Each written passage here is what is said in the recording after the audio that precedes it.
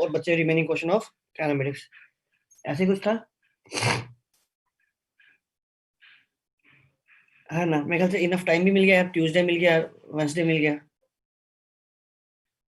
ईमानदारी से बताओ, हैंड रेज कर दो, कोई बात नहीं, कि इन्होंने लॉज ऑफ मोशन भी कंप्लीट कर लिया, जो जो दिया हुआ था वो 27 क्वेश्चन और 14 question.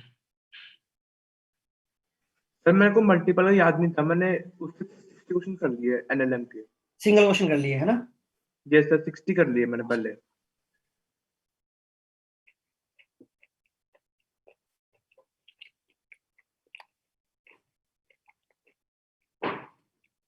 Okay nice, only one.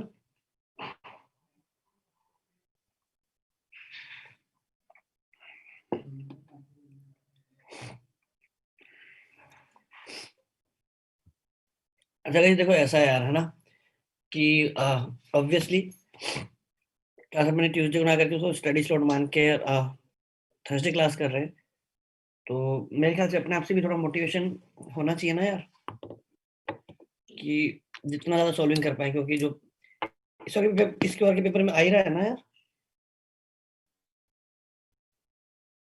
है ना, लॉज ऑफ मोशन आ रहा है ना इस बार के पेपर में भी। जी सर आ रहा है। है ना, तो फिर यार करना चाहिए था ना खुद से ही।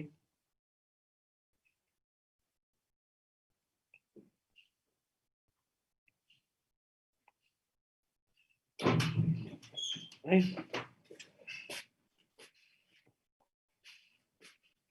तो इस वीक में आगे अगर क्लास की बात करोगे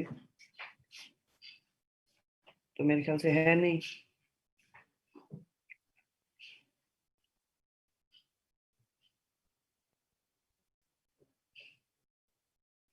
मतलब मेरा पॉइंट समझ पा रहे हो ना,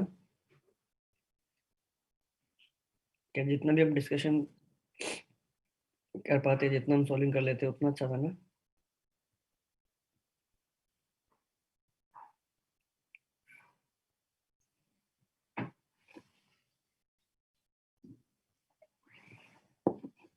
एनीवेज अभी तो कोई बात नहीं, काइनेमेटिक्स है, काइनेमेटिक्स की डीपीपी जो भी क्वेश्चन बैंक खोलो।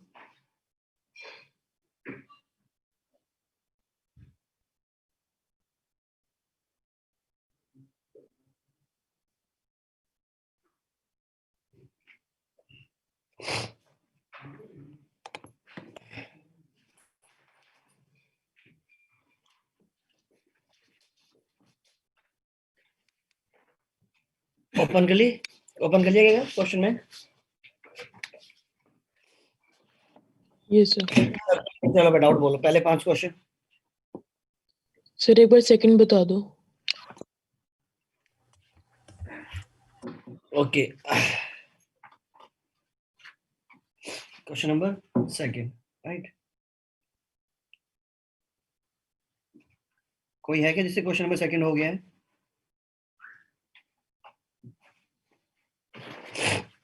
एनीबॉडी? भाई इसके पास कुछ एक्सेलरेशन था, कितने टाइम के लिए? 1 सेकंड के लिए। Yes sir. सर हो तो गया था सेकंड वाला, लेकिन बहुत दिमाग लगाना पड़ा था उसके अंदर, मतलब टाइम लगा है ना। Yes sir.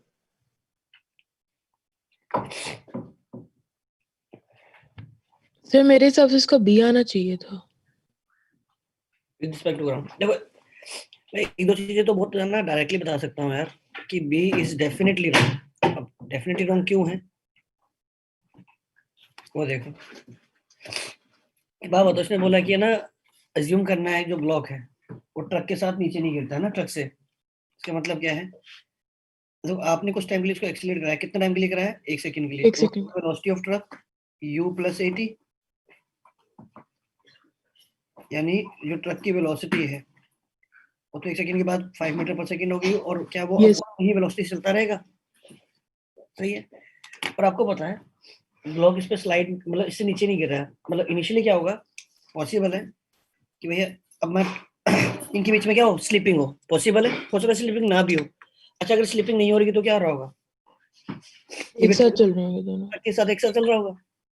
अगर स्लिपिंग हो रही होगी तो जब तक ट्रक एक्सेलरेट किया जब तक स्लिपिंग होगी, और जब ट्रक एक्सेलरेट करना बंद कर दिया तब भी पॉसिबली जब स्लिपिंग की वजह से इसने कुछ वेलोसिटी एक्वायर किया होगा, अभी भी ट्रक पे स्लिप कर रहा होगा, है ना। बट मुझे तो समझ में आ रहा है ना कभी तो ये जाके रुकेगा ट्रक पे। क्या ये पॉइंट समझ में आ रहा है? नीचे वाली बॉडी कांस्टेंट वेलोसिटी चल रही है, मान लो Yes. दो ही केस है, या तो इसके साथ स्लिप कर रहा होगा या नहीं कर रहा होगा। नहीं कर रहा होगा तो वैसे इसकी क्या है, ट्रक के साथ साथ वेलोसिटी आएगी, तो आप बोल दोगे 1 सेकंड के बाद इसकी वेलोसिटी क्या हो गई, 5 मीटर पर सेकंड हो गई। क्लियर है क्या? तो पहले ट्रक के साथ साथ ये एक्सेलरेट हुआ, तो जो वीटी ग्राफ आना चाहिए वो स्ट्रेट लाइन आना चाहिए। अगर दो ही केस है तो स्लिप करेगा नहीं करेगा, नहीं कर रहा है, तो जो ग्राफ ट्रक की वेलोसिटी टाइम का बनेगा, पहले एक्सेलरेट हुआ अप टू 1 सेकंड, उसके बाद वेलोसिटी कांस्टेंट होगी, तो ये ग्राफ होगा। एग्री करते हो? Yes, sir.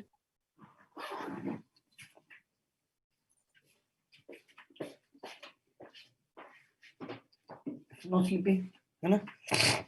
अगर स्लीपिंग हो रही होगी तो आपको समझ में आ रहा है कि वो 1 सेकंड बाद स्लीपिंग बंद हो जाएगी, 1 सेकंड के बाद भी कुछ टाइम तक होती रहेगी। So कुछ टाइम तक होती रहेगी।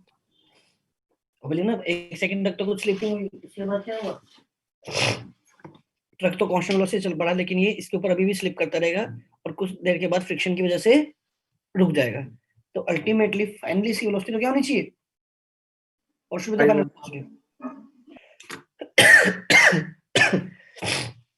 5 ही होनी चाहिए, तो बी ऑप्शन तो ऐसे गलत हो गया ना दोस्त। Yes, sir. Okay. अब आंसर क्या आना चाहिए, तो पॉसिबली सी हो सकता है, मैं ये नहीं कह रहा सी करेक्ट है, क्यों, क्योंकि मुझे नहीं पता ना कितने टाइम के बाद स्लिपिंग बंद हुई, राइट। Yes, sir. तो आप ये देखो कैसे चेक करेंगे कि स्लिपिंग हो रही है नहीं हो रही। एक बात बताओ, आप एक काम करो, सबसे आसान ऑब्जर्व करना है, ट्रक पे बैठ जाओ। ट्रक पे बैठ जाओगे तो पीछे की तरफ क्या लगेगा, एक सूडो फोर्स एम है, ए कितना है 5 है, ये ब्लॉक को पीछे लेके जाएगा, फ्रिक्शन लगेगी आगे।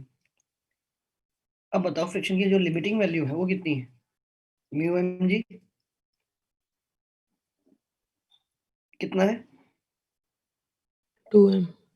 तो कौन सा फोर्स बढ़ा हुआ, ग्रीन वाला या येलो वाला, green. The green one.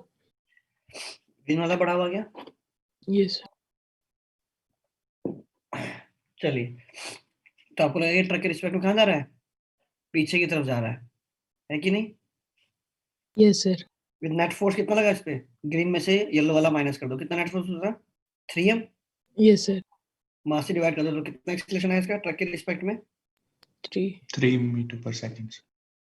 3 metre per second square. तो अगर आपको लग रहा है कि ये इधर जा रहा है ट्रक के रिस्पेक्ट में 3 मीटर, तो 1 सेकंड के बाद इसकी वेलोसिटी कितनी हो गई ट्रक के रिस्पेक्ट में, 3 meter per second. तो ट्रक के रिस्पेक्ट में इसकी वेलोसिटी होगी 3 मीटर पर सेकंड। तो अब 1 सेकंड के बाद अगर आप सिनेरियो देखोगे तो आप बोलोगे कि जो ब्लॉक है, इस ब्लॉक की वेलोसिटी है ट्रक के रिस्पेक्ट में 3 metre per second,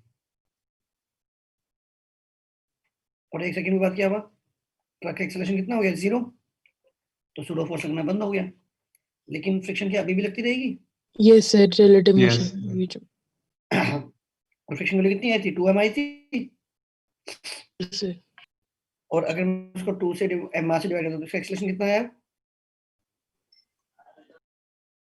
2 metre per second square. तो अब बताओ ट्रक के रिस्पेक्ट में ये एक्सीलरेट होगा या रिटार्ड होगा, रिटार्ड ही होना चाहिए क्या, Retard. Yes, sir. कि वेलोसिटी है पीछे एक्सीलरेशन आगे, speeding down, Yes, sir. Truck के रिस्पेक्ट में ये फाइनली रेस्ट पे आ गया, v इक्वल्स टू से u नेगेटिव है 80, ठीक वैल्यू कितनी है, 1.5. तो 1.5 सेकंड के बाद फर्दर 1.5 सेकंड के बाद ये क्या हुआ, ट्रक के रिस्पेक्ट में स्टेशनरी, Yes, sir. यानी ट्रक के रिस्पेक्ट में स्टेशनरी का मतलब क्या हुआ, एक्चुअल में कितने चल रहा है, ट्रक के साथ साथ चल रहा है, Yes, sir. 5 sir. Velocity should be 5, 5. और टोटल कितने टाइम के बाद स्टेशनरी हो गया, मतलब ट्रक कितनी वेलोसिटी होगी 5 मीटर पर सेकंड कितने टाइम के बाद, 2.5 second. हम्म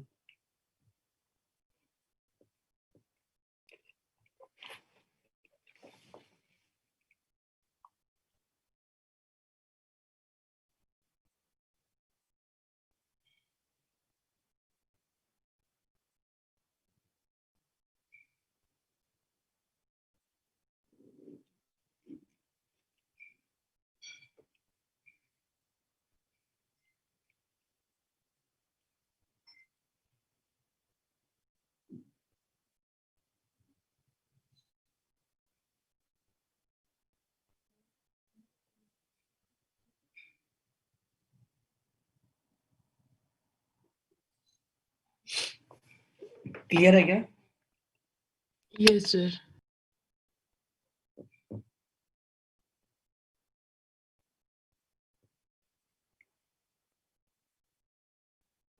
आगे बढ़े। Yes, sir.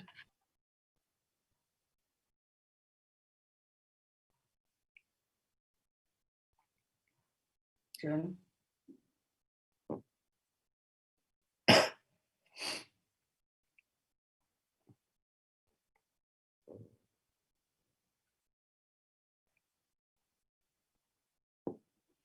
बताओ भाई आगे।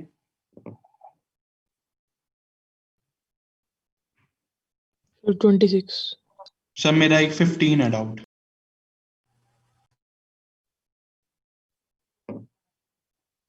सर मेरा 7th का 4/3 की पावर 1/3 आ रहा था।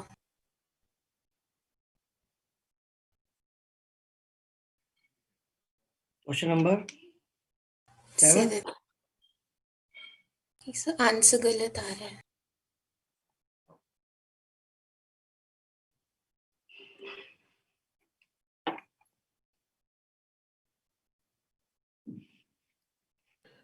सही आया था सर।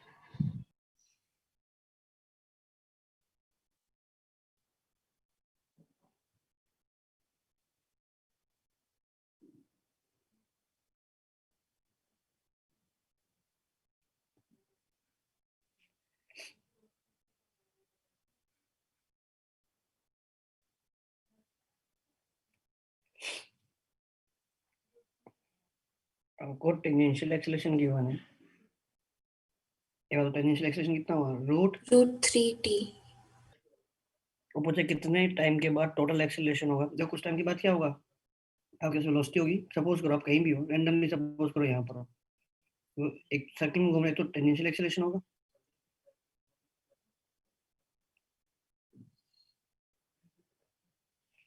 और ये रेडियल एक्सेलरेशन होगा नहीं होगा? Yes sir. ये कितना होना चाहिए? v²/r। तो जो रिजल्टेंट आएगा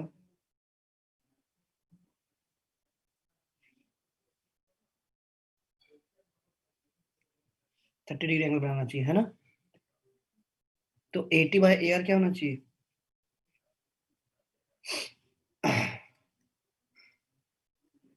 80/AR 1030 डिग्री आना चाहिए क्या? हाँ जी सर। अच्छा अब आप सर 80 हो को जाएगा, बताइए मैंने वो एंगल गलत ले लिया था। है ना? चलो ठीक। यस सर हो जाएगा। 80 क्या होता है? Rate of dv/dt। हाँ, rate of change in speed, है ना? यस सर, यहाँ से वेलोसिटी आ जाएगी √3/2t²।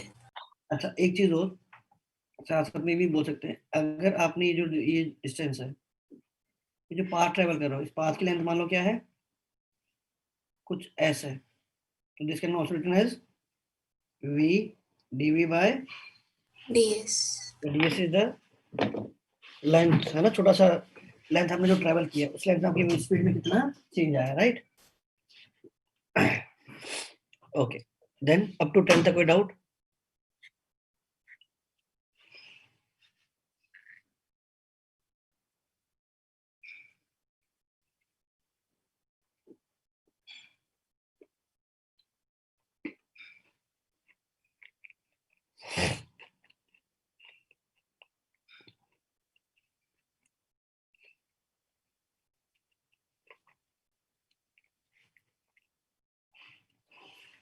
Up to 15?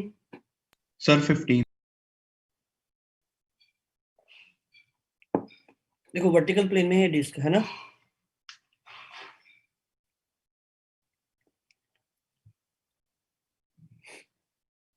ठीक है,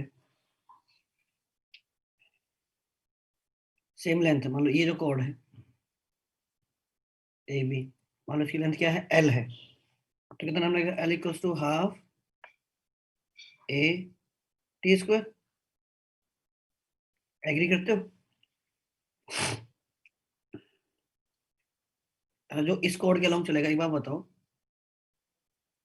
या तो हो सकता है आपसे ये गलती हो कि आप इसको हॉरिजॉन्टल मान लो, ये वर्टिकल है, तो ये बताइए एंगल कितना होगा?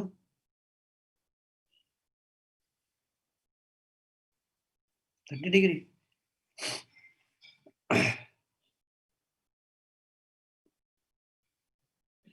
दिस विल बी जी। हाँ है ना दोस्तों, ये तो इंक्लाइन प्लेन नहीं हो गया Yes, sir. Yes, sir. ये एल से, बट इसमें इसका एक्सलेशन है वो जी sin 30, मतलब जी बाय 2 है ना?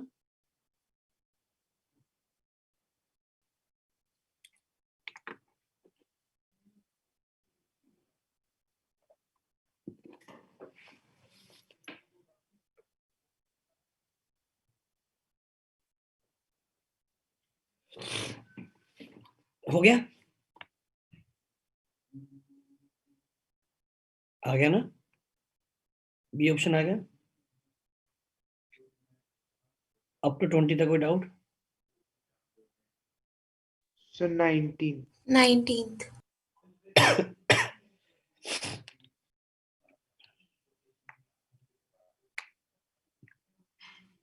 इसका एक्सेलरेशन मास के 1 kg, तो डायरेक्टली एक्सेलरेशन दिया हुआ इसका। Yes, sir. Yes। X component की एक्सेलरेशन क्या?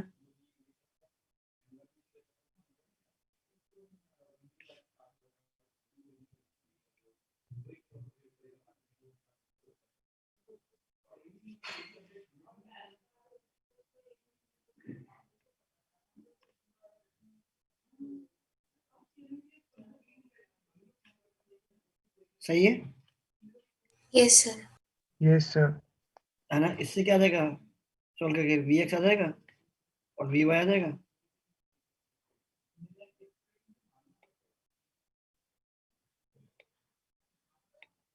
यहाँ से एक्स और वाई आ जाएगा, क्या करके बताऊंगे पूरा, 2 बार इंटीग्रेट करना है ना एक्स। और याद रखिएगा ये गलती क्या होती है, ये गलती क्या होती है, इसके लिए जो लिमिट डलेगी वी एक्स निकालते हुए, है ना? जब आपने कुछ लिख दी, अब देखो यहाँ से जब लिमिट डालोगे तो गिवन है इनिशियली क्या था, रेस्ट पे था, तो एक्स कंपोनेंट भी क्या था, इनिशियल एक्स कंपोनेंट वेलोसिटी का 0, और वाई कंपोनेंट भी क्या था, 0 था। और एट एनी टाइम Yes। करोगे वी एक्स वी वाई, और जब इसको इंटीग्रेट करोगे dx में इंटीग्रेट, तो इनिशियल एक्स पोजीशन भी क्या है, 0 है, 0। वाई पोजीशन भी क्या है, 0। तो गिवन है कि टी 0 पे रेस्ट पे था और ओरिजिन पे था, तो आपको इनिशियल लिमिट पता है। मतलब क्या प्रॉब्लम आ रही है इसमें? Sir x component 0। X component 0। ऐसा लग तो नहीं रहा मेरे को।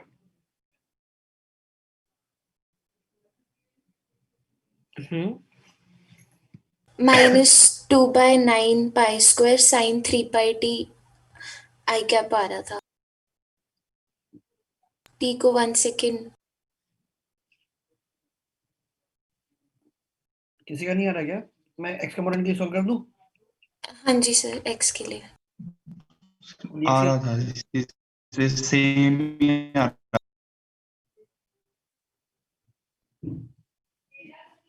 ये हुआ क्या, अगर मैं इंटीग्रेट करूंगा तो वी एक्स 0 है, देखो टी 0 पे क्या था, वी एक्स भी 0 था, और एट एनी टाइम टी ये क्या हो गया, वी हो गया। तो वी एक्स की वैल्यू क्या आई, साइन का क्या हुआ, माइनस Cos। कॉस था माइनस कॉस बाय 3 पाई। देखो लिमिट क्या है, 0 से टी है, तो यहाँ ध्यान देना क्या बचा, cos 3 पाई टी -1 बचा, उल्टा होके क्या बन गया, तो शायद आपने क्या किया, उसको सब 3 cos pi 3t ले लिया होगा, लिमिट लगाई नहीं होगी। हाँ जी सर, अब इसको फर्दर फिर से इंटीग्रेट। सर अगर नहीं भी लगाएंगे तो भी आ जाएगा वो कांस्टेंट, सी की वैल्यू यही है। एक ही बात है ना दोस्त, तो अगर आप कांस्टेंट की वैल्यू नहीं लिखोगे तब भी तो आंसर गलत आएगा ना, मतलब एनीवे कांस्टेंट वैल्यू पे तो लिमिट डाल के करोगे इनिशियल कि t 0 पे 0 पे था, है ना। यस हाँ, तो अगर आपने c को इग्नोर कर दिया बेसिकली, मतलब आपने इनिशियल लिमिट को इग्नोर कर दिया, फिर तो गलत आएगा ही। Up to 25। सर, हाँ हाँ, सर जो पिछले वाला क्वेश्चन था कौन सा? उसमें जो हमने सर जो इससे जो 15th क्वेश्चन अभी हमने करा था, इसमें जो CD वाली लेंथ के अलोंग जो हमने एक्सेलरेशन ली है, उसको हमने साइन वाला क्यों लिया है? सर मैंने कॉस के हिसाब से करा था इसको। एक इंक्लाइन प्लेन है, ये एंगल थीटा है, तो इधर कितना कंपोनेंट आता है जी का, mg sin थीटा लगता है, mg cos थीटा लगता है भाई। ये देख, ये इंक्लाइन के अलोंग साइन का कंपोनेंट है। ये थीटा है, तो ये एंगल भी क्या है, थीटा है। ये कितना आएगा, mg cos theta cos which is balanced by normal. Incline अगर स्मूथ है तो mg sin थीटा को बैलेंस कर सकता है क्या? No sir. तो इस डायरेक्शन नेट फोर्स कितना है, mg sin थीटा मास से डिवाइड कर दो, क्या जाएगा, acceleration which is g sin theta. Yes sir. अच्छा, अगर फ्रिक्शन होता तो पॉसिबल फ्रिक्शन, इसको दो केस होते, या तो इसको रोक पाता या इसको नहीं रोक पाता। रोक पाता तो बॉडी स्टेशनरी होती, और नहीं रोक पाता तो क्या बनता है, mg sin theta minus friction का पार्ट अपन टोटल मास कर देते तो आ जाता है एक्सेलरेशन। Yes sir. अच्छा, इसी में पूछूं, अगर मान लो ये बॉडी नहीं चल पा रही तो ऑब्वियसली फ्रिक्शन रोक रहा है, तो फ्रिक्शन की वैल्यू कितनी है, mg sin theta. Mu mg cos theta नहीं हो सकती? Yes sir. फ्रिक्शन तो म्यू इनटू n होता है, why are you saying mg sin theta? कोई एक्सप्लेन कर सकता है? If I say this body is stationary, find the value of friction. Mu is the coefficient of friction.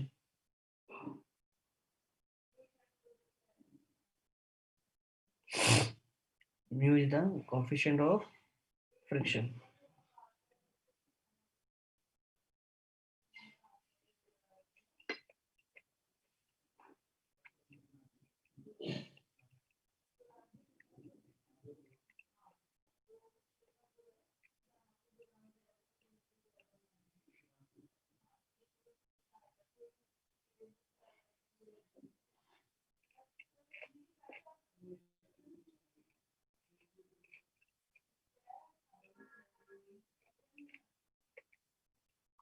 कोई नहीं है जो एक्सप्लेन कर सकता है, कोई नहीं जो आंसर दे सकता है।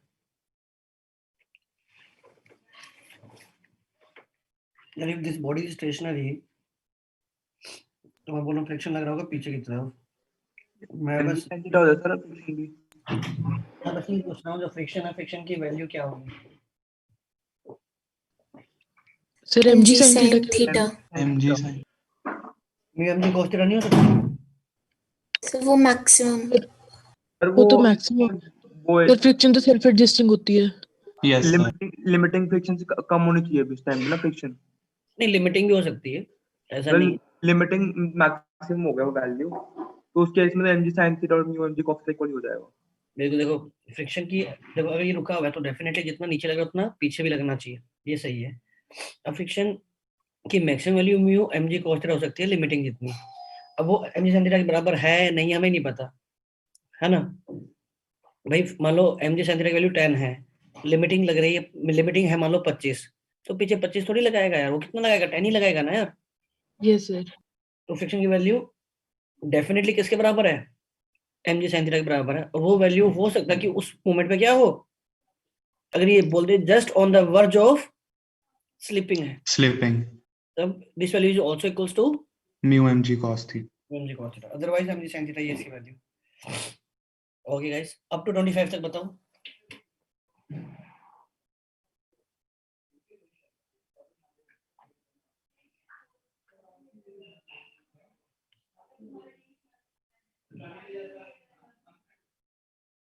कोई डाउट नहीं है? अप टू 25 तक कोई doubt? No, sir. Up to 30, मतलब आई मीन अप टू 32 एक पूरा पैराग्राफ ही है. सर 26 का बी और सी पार्ट.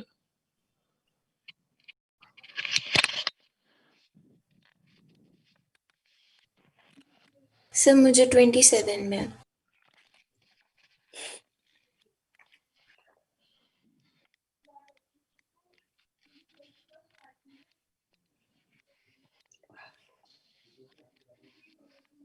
ये देखो क्वेश्चन नंबर 26 की अगर मैं बात करूं,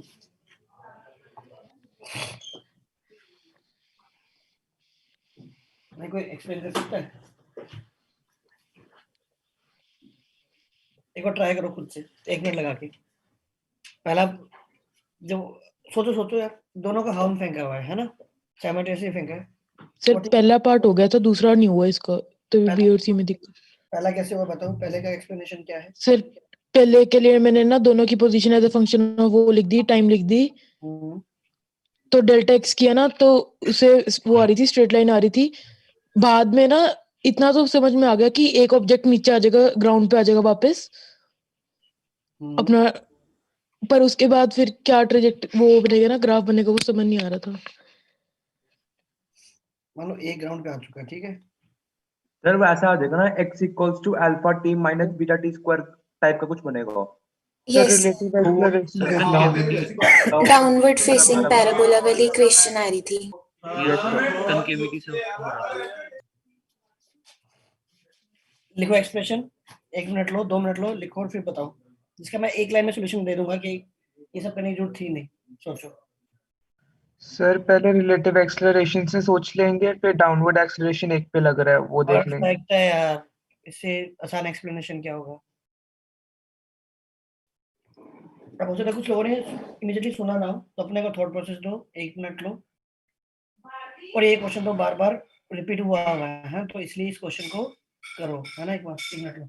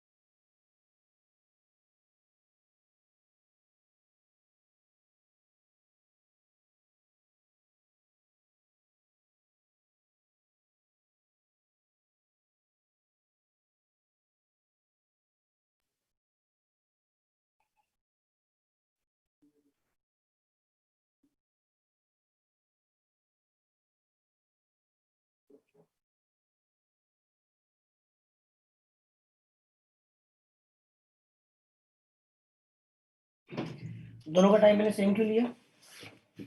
सर हो गया, दोनों इक्वेशन time सही हुआ सर, दोनों मतलब simultaneously फेंका, तो आप कोई बोल सकते हो जिसकी स्पीड ज्यादा उसका पोजीशन बड़ा मान लो, x2 minus x1 equals to u2 minus u1 into t आया ना?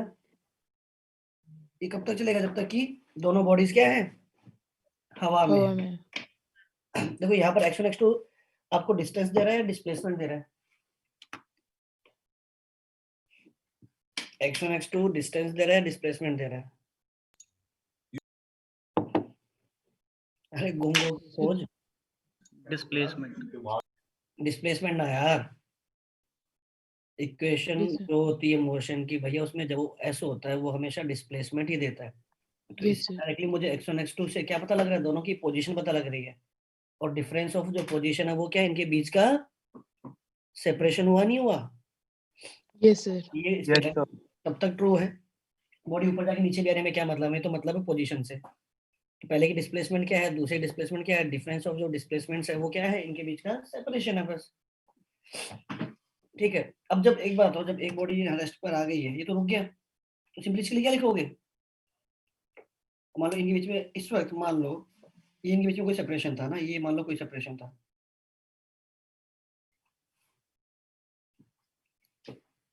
ये कोई सेपरेशन था।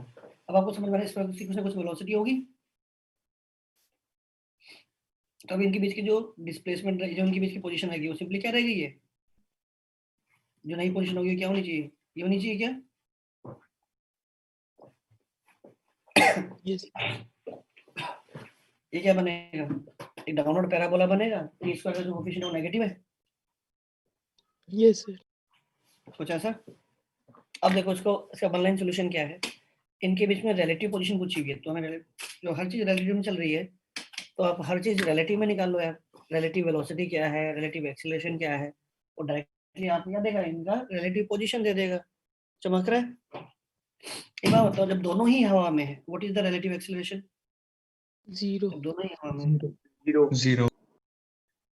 0 है, तो रिलेटिव वेलोसिटी क्या हो गई? कांस्टेंट हो गई क्या? Yes, sir. और रिलेटिव वेलोसिटी कांस्टेंट हो गई, तो रिलेटिव जो पोजीशन है उसका जो ग्राफ हो वो क्या हुआ? स्ट्रेट लाइन हो गया। Yes, sir. Yes, sir. X t graph का स्लोप भी तो वेलोसिटी होता है, तो जो रिलेटिव पोजीशन उससे जो टाइम ग्राफ होगा वो क्या होगा? एक स्ट्रेट लाइन होगा। अब मुझे लॉजिकली बताओ, जो एक्सटी ग्राफ है ना, उसका जो स्लोप है वो वेलोसिटी देता है। आपने बोला सर इनकी रिलेटिव वेलोसिटी कांस्टेंट है।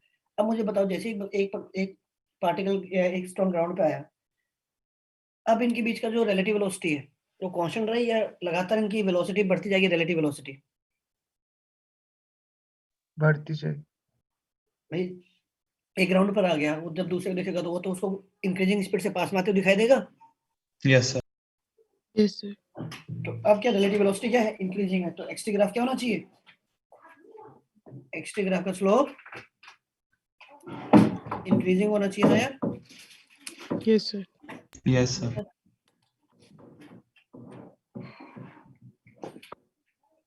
अब अगला क्या था? Question number 27। सर 26 में एक चीज और पूछूं? पूछो पूछो। सर जैसे हमने बोला ना कि जब 1 वाला ग्राउंड पे आ गया तो 2 वाला नीचे की तरफ आ रहा है, हम ये क्यों नहीं मान सकते थे कि 2 वाले ने अभी अपने अपर जर्नी कंप्लीट नहीं करी है तो अभी ऊपर जाएगा, और ऑप्शन के हिसाब से एलिमिनेट किया वो? बिल्कुल, ऐसे तो आप ऐसे कर सकते हो ना, एक को आपने बहुत ही ऑलमोस्ट जीरो वेलोसिटी से फेंका है ना, यस सर। दूसरे वाले को बहुत ज्यादा स्पीड से फेंक दिया, तो जो इसको जस्ट फेंका वो तो वहीं गिर गया। अब दूसरे वाला ऊपर Yes, sir. जाएगा फिर नीचे आएगा, तो पहले उसकी उसकी क्या होगी? वेलोसिटी डिक्रीज होगी, रिलेटिव वेलोसिटी, फिर रिलेटिव वेलोसिटी इंक्रीज होगी। पॉसिबिलिटी है ना, बिल्कुल पॉसिबिलिटी है, उसमें कोई इसको आप Okay. डिस्कस नहीं कर सकते। हाँ।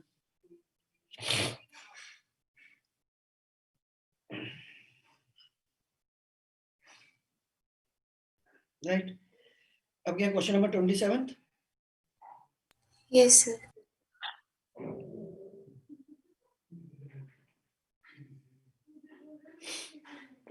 बताओ, आप ही बताओ क्या होना चाहिए।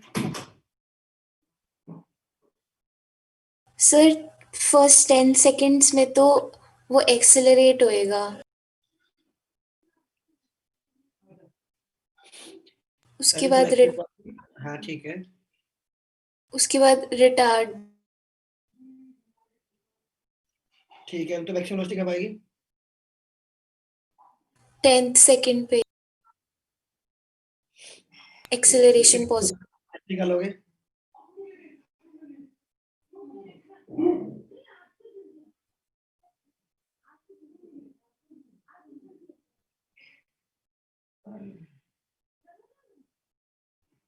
अब बताओ।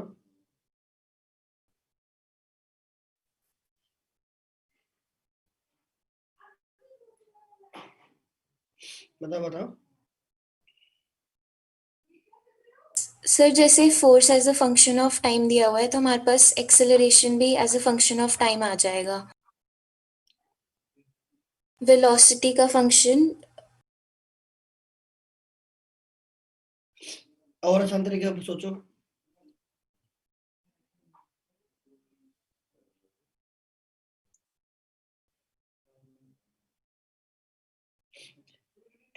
देखो क्या है, दो तरीके से हो सकते हैं। एफटी ग्राफ का जो स्लोप एरिया है, क्या आपको डायरेक्टली चेंज इन मोमेंटम देता है क्या? Yes FT sir, graph area directly change in momentum देता है। और वैसे भी सोचो मास 1 kg है, तो ये एक्चुअली एफटी ग्राफ जो है वो एक तरह से एटी ग्राफ ही हो गया है ना? हाँ जी फोर्स सर, मास तो एक्सेलरेशन, मास तो 1 है, तो जो एक्सेलरेशन है वही फोर्स है। वही फोर्स है। तो एटी ग्राफ एरिया देता है change in velocity. Yes sir, तो डायरेक्टली इसका एरिया निकाल लो, 10 सेकंड तक एरिया निकाल लो, डायरेक्टली आपको क्या देगा? Change in velocity. Initial velocity तो क्या है? 0 है, सॉरी 10 है। हाँ तो जी sir, final velocity minus 10 equals to area. Area up to 10। आसान हो गया ना? हाँ जी सर।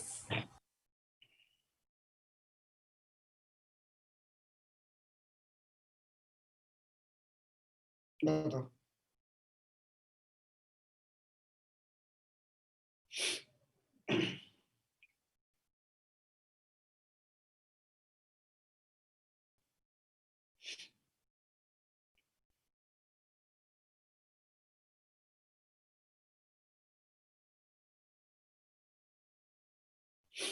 सही है, अप टू 40 तक बताओ डाउट।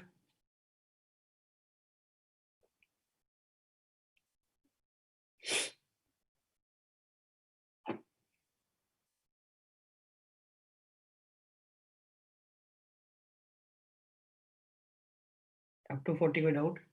सर मुझे ये जो 37 से 43 वाले क्वेश्चन है वो हो तो गए, बट मुझे एक छोटा सा डाउट था कि जिस पॉइंट पे वो कट कर रहा है एक्स एक्सिस को वो 43 की 5 बात है। कर रहे हो ना? क्वेश्चन नंबर 43 की बात कर रहे हो ना? सर जो 37 से 43 वाला ग्राफ है। ओके, हाँ हाँ, वो 5 नहीं है, वो 5 तो नहीं है। हाँ जी सर, उससे आंसर्स ठीक है सर। नो 5 नहीं है ना? वो तो आप इस लाइन की क्वेश्चन बनाओगे, तो क्वेश्चन बना के फिर आपके पास आएगा।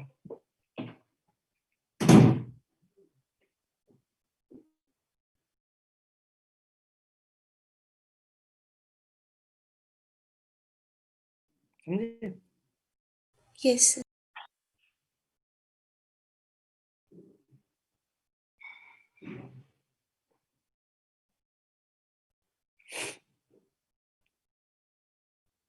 आगे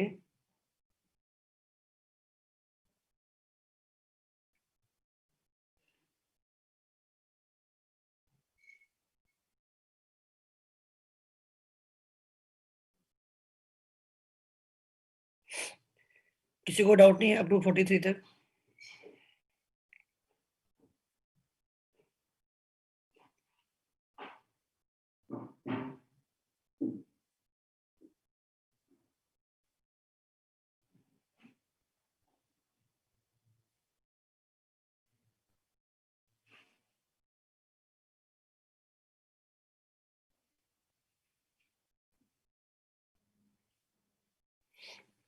अप टू 50 पक्का देख लिया? 43 तक अप टू 50?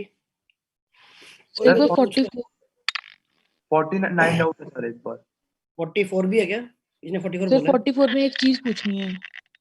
हम्म सर इसमें कोई और पॉसिबिलिटी नहीं थी कि मतलब ये जो बॉल और बर्ड है जो वो हाईएस्ट पॉइंट ऑफ ट्रैजेक्टरी से ना पास करें, मतलब मैक्सिमम हाइट से?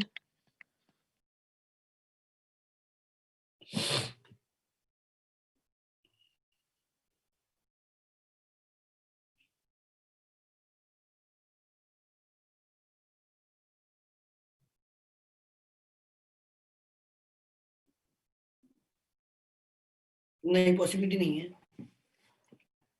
सर मैंने उसी हिसाब से किया था, पर मेरे को लॉजिक समझ नहीं आया उसका अच्छे से। यार एक बात बताओ, आपने इसको ऐसे फेंका, राइट? Yes sir. आपने मान लिया कि आप किसी भी हाइट यहाँ पर एच पर हो और आपकी स्पीड यू है ना? अब मुझे ये यस सर। बताओ, अगर बर्ड सब यहाँ मीट किया और आपने बोला सर यहाँ मीट नहीं किया, पॉसिबली सर मान लिया कि आपने यहाँ मीट किया है ना? एक बार यस सर। तो बोला सर पहली बार मीट नहीं किया, दूसरी बार मीट किया, या पहली बार यस मीट किया, दूसरी बार मीट नहीं किया। इन बोथ द केसेस ये तभी पॉसिबल जब दोनों ने एक साथ चलना स्टार्ट किया, दोनों की हॉरिजॉन्टल वेलोसिटी सेम होनी चाहिए, यस सर। क्योंकि ये कांस्टेंट स्पीड से आगे उड़ रहा है, ये भी कांस्टेंट स्पीड से आगे जा रहा है। तो अगर दोनों की स्पीड अगर अलग-अलग हुई तो ये यहाँ टच नहीं कर पाएगा। अगर ये कम रहेगा, ये ज़्यादा रहेगा, तो ये बॉल आगे चले जाएगी और ये आपका बर्ड पीछे रह जाएगा। Yes sir. तो जब तक बॉल यहाँ पहुँचेगी तब भी बर्ड क्या होगा, इससे इसके पीछे होगा। अगर बर्ड की स्पीड ज़्यादा है, तो जब बॉल सेम हाइट पे पहुँचेगी तो बर्ड आगे होगा और जब वापस नीचे यस आएगा तब भी बर्ड आगे होगा। दोनों की हॉरिजॉन्टल स्पीड क्या हो जानी चाहिए?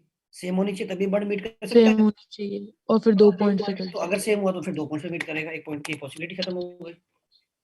Okay sir.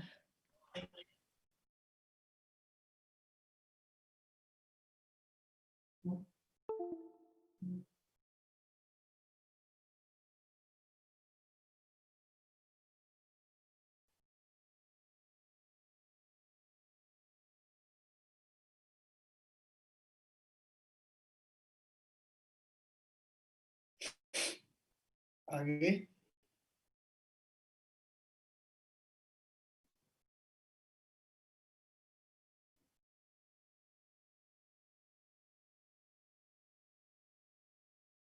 Sir 49 and out.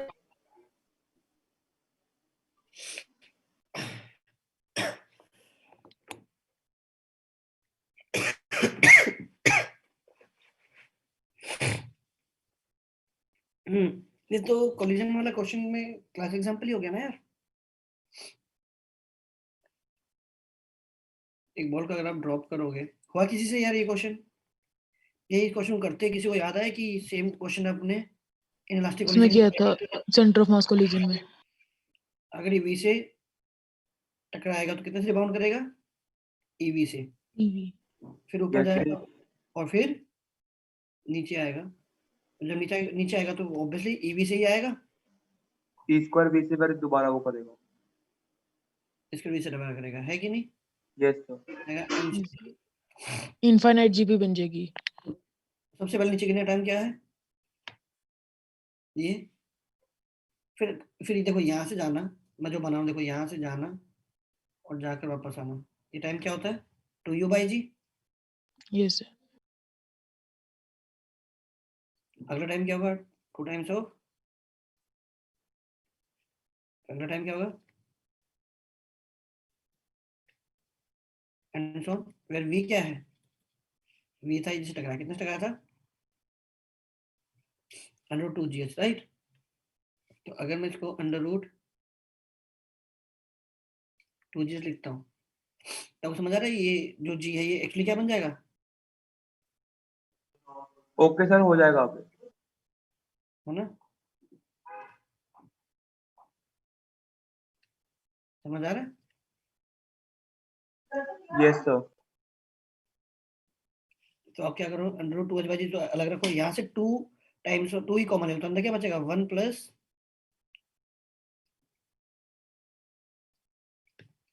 2 common लिया है और 2h/g भी कॉमन लिया है और यहाँ से एक अलग से इनफाइनाइट जीपी लिखिए, सॉल्व करो, आंसर आ जाएगा। Up to 60, sir 54। 54। ध्यान रखना ये थीटा विद द वर्टिकल है, at an angle of theta to the vertical, ground से नहीं है, तो पहली गलती होने के चांस यहाँ बढ़ जाते हैं। तो अगर आप यहाँ पर केयरफुल हो तो आगे देख लेते हैं। यहाँ केयरफुल थे कि इस स्टेप पे? Yes sir. वैसे देखो, जब भी आपकी कोलिजन होती है इलास्टिक वॉल के साथ, टाइम ऑफ फ्लाइट कभी भी चेंज नहीं होता। मान लो आप इस जर्नी में टकराए होते हैं ऐसे, तो ये सारे कॉन्सेप्ट हमने किए हुए हैं क्लास में, और कहाँ किए हुए हैं, कौन से चैप्टर में किए हुए हैं दोस्तों? कोलिजन से। Collision. मान लो यहाँ टकराया, इससे दो कंपोनेंट होंगे, एक होगा वॉल के परपेंडिकुलर, एक होगा पैरेलल। क्या बताओ, पैरेलल वाला कभी चेंज होता है? सरफेस के पैरेलल वाला, चाहे इलास्टिक हो चाहे इलास्टिक हो, नीचे होता ना नो सर, कंपोनेंट जो परपेंडिकुलर वाला ऑपोजिट हो जाता है। अपोजिट हो जाता है, बिल्कुल सही बोला। अगर इलास्टिक है तो सेम अमाउंट से अपोजिट होगा, और अगर इलास्टिक है तो ई अमाउंट से, है ना, ई टाइम्स अपोजिट हो जाएगा। यस। तो मान लो जितना ये जर्नी आगे होनी चाहिए थी उतना ही क्या इसका मिरर इमेज पीछे बन जाएगा? ठीक है। अच्छा अगर यस सर। अच्छा अगर ये इनलास्टिक होता तो? अब देखो यहाँ कमाल की बात है, इनलास्टिक होता तो ये वाला जो कंपोनेंट है वो छोटा हो जाता क्या? मैं ये बोल रहा हूँ जितना एंगल ये थीटा है उतना ही ये थीटा है, बट अगर ये इनलास्टिक होता तो ये वाला कंपोनेंट छोटा हो जाता, तो ये वाला कंपोनेंट एज इट इज रहा। रिलेटिवली ज्यादा। हाँ, तो ये जो जर्नी होती है एंगल थोड़ा बढ़ जाता है आफ्टर कोलिजन, यस सर। और फिर वो थोड़ा पास में गिरता है ना इनलास्टिक कोलिजन, तो ऑब्वियसली ये डिस्टेंस तो जितनी ही होनी चाहिए उससे तो कम होगा ये वाला। ये भी समझ में आ रहा है? Yes sir. But collision elastic हो चाहे इलास्टिक हो, क्या आपका ये जो वर्टिकल कंपोनेंट है, मार्क वो दिस, सेम रह रहा है तो टाइम भी सेम ही रहेगा सर वो। तो कोलिजन चाहे इलास्टिक हो चाहे इलास्टिक हो, time of flight remains same. Same. तो ऑब्वियसली आंसर क्या आना चाहिए? टाइम ऑफ फ्लाइट क्या होता है? 2u sin theta by sine g होता थीटा है क्या? 2u sin थीटा बाय जी होता है ना? ठीक। अब ये थीटा क्या है, ग्राउंड से है या वर्टिकल से है? वर्टिकल। वर्टिकल से, तो क्या है, sin थीटा आएगा, cos थीटा आएगा? कॉस। बस बी ऑप्शन हो गया। सर 53 वाला जो क्वेश्चन है वो मैंने कोऑर्डिनेट से तो हो गया था वो वाला क्वेश्चन ना, बिना उसके हो सकता है क्या? सर 53 जैसे टाइप के ना एक बार क्वेश्चंस बता दो मेरे से, हो नहीं रहे हैं मिनिमम डिस्टेंस वाले। मेरे से भी नहीं हो रहे, बता दो। जब भी यार दो पार्टिकल्स का मोशन आता है तो सबसे बेस्ट अप्रोच क्या होती है? Sir relative acceleration zero Relative. करके रिलेटिव में देख लेते हैं। हमेशा किसमें देखते हैं? रिलेटिव में देखते हैं, है कि नहीं? रिलेटिवली। Yes yes sir. इसके बाद एक और इम्पोर्टेंट पॉइंट इसमें, और दोनों बॉडीज को जब आपकी हवा में है तो आपका क्वेश्चन और भी आसान हो गया। कैसे? कैसे?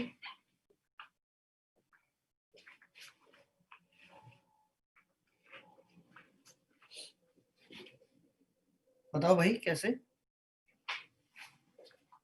एक बार रिपीट कर दो, क्या पूछ रहे हो? सर आपने सबसे पहले तो मैंने ये पूछा, अगर दो पार्टिकल हैं तो ग्राउंड से देखना चाहिए, रिलेटिव देखना चाहिए? आपने बोला रिलेटिव से, परफेक्ट है। अब और जब दोनों बॉडीज का क्वेश्चन जो आए, दोनों बॉडीज को आपने ग्राउंड से ऊपर फेंका है, चाहे दोनों को प्रोजेक्टाइल में फेंका हो चाहे दोनों को वर्टिकली फेंका हो, एक को वर्टिकल में एक को प्रोजेक्टाइल में, हर केस में ये क्वेश्चन बहुत आसान होते हैं। क्यों? सर वो एक्सीलरेशन Relative सेम acceleration. होती है दोनों स्ट्रेट की। लाइन में मूव करते हैं एक के रिस्पेक्ट में दूसरा। Yes sir.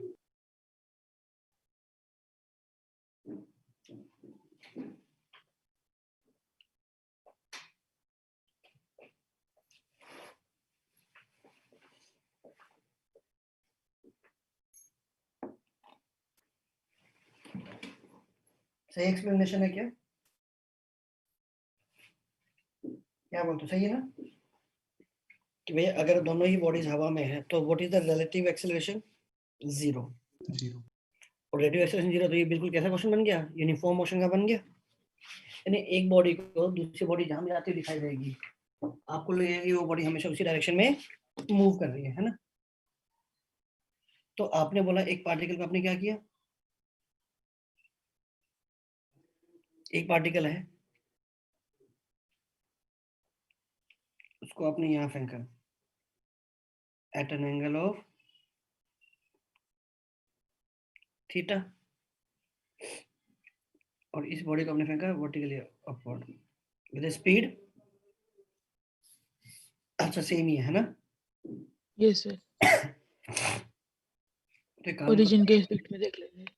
ये ए और ये बी है, तो एक काम करें, मिनिमम डिस्टेंस निकालनी है, तो एनालाइज किसका, मोशन किसका भी कर लो, से motion of B with respect to A, चलेगा?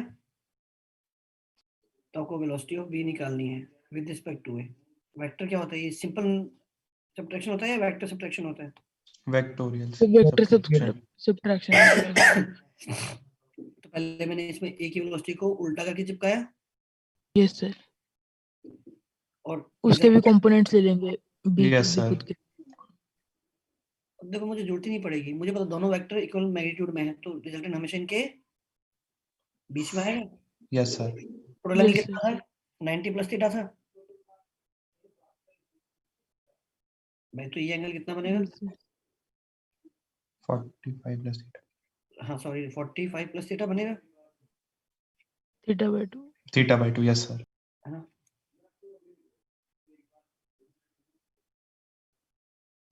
Forty five plus theta by 2 चलेगा। अब भैया ए को लगा कि बी वाले की जो वेलोसिटी है, ए को लग रहा है कि जो बी वाला वो यहाँ जा रहा है, तो क्या बी वाला इसी लाइन के लॉन्ग मूव करता रहेगा?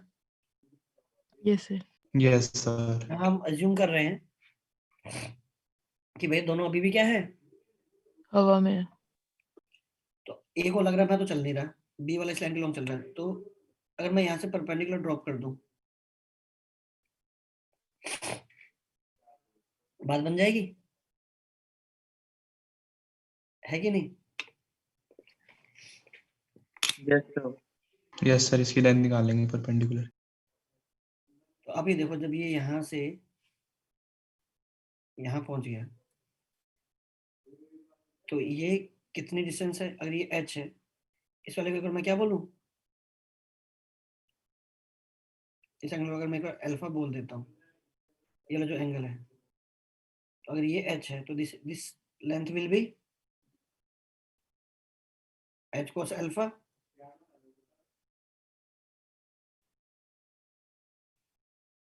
और यहाँ से यहाँ जो चलने की जो स्पीड है, ये स्पीड कितनी है?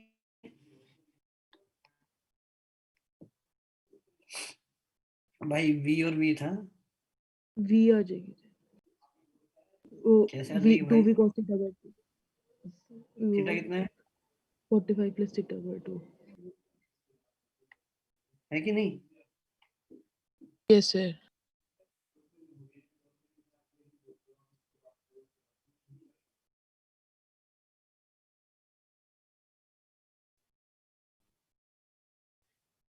कितना है? h by 2v। सर ये रिपीट करना भी क्या करा हमने?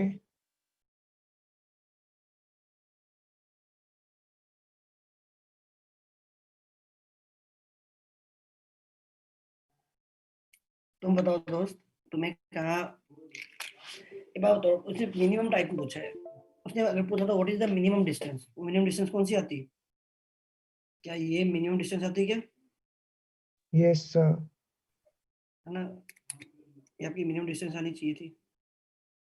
मैंने पूछा मिनिमम टाइम कब होगा, तो मिनिमम टाइम तो ऑब्वियसली तब होगा ना जब वो यहाँ पर पहुंच जाएगा। Yes sir. अगर टाइम निकालो तो आपको पता ना कि बी कौन सी लाइन ट्रेवल कर रहा है, B is travelling this length, yes sir. और ये जो लेंथ को ट्रेवल करने की जो स्पीड है वो वी बी है या वी बी ए है? सर VB है।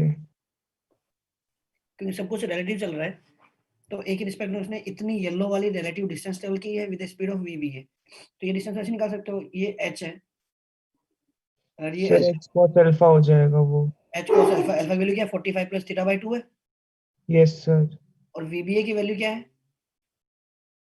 अब ये तो वेक्टर मैथ में पढ़ा हुआ वेक्टर है, अगर ये वेक्टर है, दो वेक्टर दे दिए और आपको इनके एंगल पता है, तो रिजल्टेंट क्या आता है? वो मैंने बार बार फिजिक्स में बताया, कितना आता है? 2v cos theta by 2। 2v cos इनके बीच के एंगल का हाफ, यस सर ठीक है, ये पूछ रहा था बस। हाँ तो ये फैक्टर आपका कट गया ना। यस सर हो गया अब तो, ओके सर। हाँ।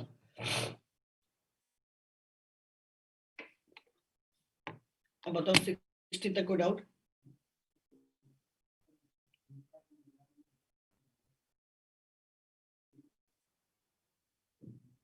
ठीक है। सर 60 है डाउट।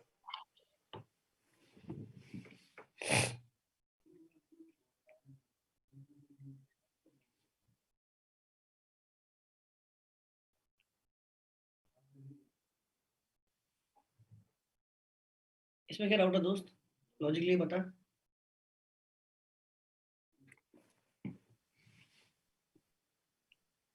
देखो ना यार, ये तो सर समझ नहीं आया कैसे डील करना है इसके बाद ना, स्ट्रिंग इनिशियल पोजीशन और फाइनल पोजीशन में डॉट है सिर्फ।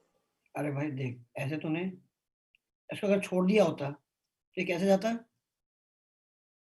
स्विंग करता क्या? Yes sir. अगर तू उसको ऐसे फेंकेगा तो ये क्या करेगा, स्विंग करेगा या प्रोजेक्टाइल में जाएगा? प्रोजेक्टाइल में। और अगर वो ऐसे गिरता और ऐसे होता, क्या स्ट्रिंग टाइट हो जाती है क्या? खुद बता, नहीं ना। नहीं होती सर, अच्छा वो वहीं पे करना चाहिए, डाउनवर्ड पोजीशन पे। तो बेसिकली आपको समझ में आ गया यार, ये जो है हॉरिजॉन्टली फेंका तो ये क्या बन गई इसकी, रेंज। रेंज बन गई। और ये क्या बन गई इसकी, हाइट। मैक्सिमम। समझे? ओके सर, मैं कर लूंगा फिर।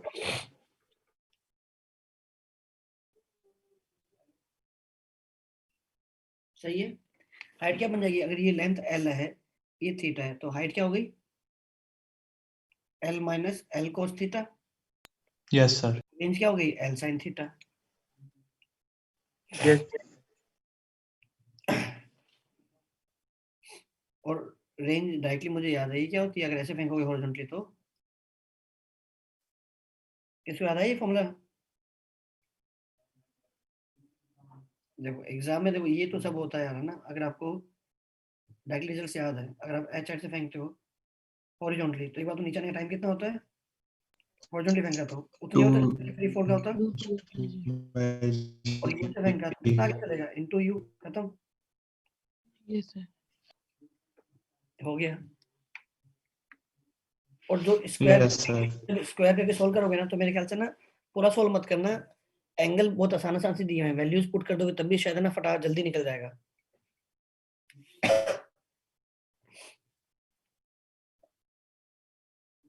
और वैसे भी स्क्वायर भी नहीं करने की जरूरत है, मेरे ख्याल से एच की वैल्यू क्या लिखोगे, एल 1 माइनस cos क्या लिखा जा सकता है, 2 sin square theta by 2, 2 into 2 4, 4 का रूट 2 बन गया yes sir. sin theta by 2, और आर है एल sin थीटा, सेंट्रल तो 2 sin theta by 2 cos theta by 2, तो cos थीटा बाई 2 की वैल्यू आ जाएगी मेरे ख्याल से। Okay sir. Then up to 70,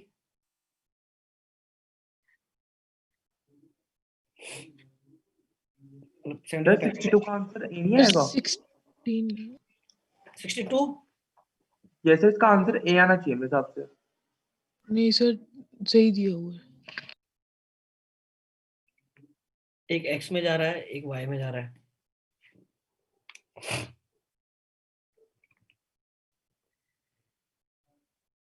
और लेट दो में ग्राफ समझ में आ रहा है,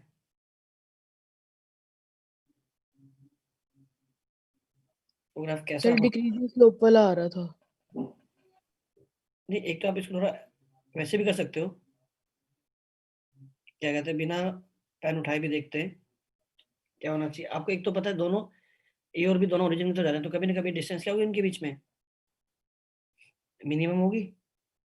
यस सर।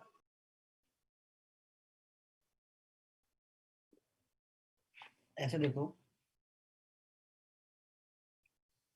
अब ये जा रहा है इधर,